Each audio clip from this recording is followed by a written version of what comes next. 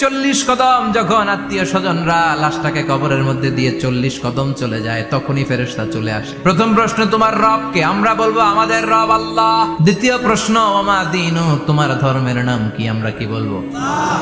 তৃতীয় প্রশ্ন, বিশ্বনবীর চেহারা দেখিয়ে বলা হবে আতারিফু হাদার রাজুল, এই লোকটারে চিনো নাকি? আমরা বলবো চিনি, আমাদের প্রাণের নবী। তিনটা প্রশ্নের যথাযথ উত্তর যখন দিয়ে দিলেন, ফেরেশতারা বলবে কেমনে জানলা? তিনটা প্রশ্নের উত্তর তুমি কেমনে বললা? আপনাকে তখন বলতে হবে আমি কোরআন থেকে শিখেছি, আমি হাদিস থেকে শিখেছি, আমি ইসলাম জেনে বুঝে মেনেছি, আমি আন্দাজে কোথাও ঘুরি নাই। সব প্রশ্নের উত্তর তুমি পেরেছো। আপনার কবরটারে 70 হাত লম্বা করে দেয়া হবে। আপনার কবর থেকে জান্নাতের দিকে দরজা খুলে দেয়া হবে। জান্নাতের 2টা রেশমি কাপড়ের পোশাক এনে আপনারে পরিয়ে দেয়া হবে, আর বলা হবে ঘুমাও। তোমাকে লম্বা সময় পাড়ে দিতে হবে, ঘুমাও। যেমনি বর বাসর রাতে আরামসে ঘুম দেয়, কেউ তোমার ঘুম ভাঙবে না। কিয়ামতের জন্য ইসরাফিলের সিংহায় যে ফুৎকার আছে, ওই ফুৎকার ছাড়া কোনো কিছুই তোমার ঘুম ভাঙাতে পারবে না। ইসলাম বিরোধী যারা, তাদের সামনে আসবে মালাকান আসওয়াদান আজরাকান, কৃষ্ণ বর্ণের দেহ, নীলাভ বর্ণের 2টো চোখ, গায়ের রং কালো, চোখের রং নীল। দেখতে কেমন লাগে? আলিফ লাইলার ভূতের মতো। কথা কন, গায়ের রং কালো, চোখের রং নীল। ফেরেশতা 2টা আসবে, এসে ত্রাস সৃষ্টি করবে, এসে বলবে বল তোর রবের নাম কি? মুশরিক, কাফের, নাস্তিক এরা বলবে আমি জানি না আমার রবকে।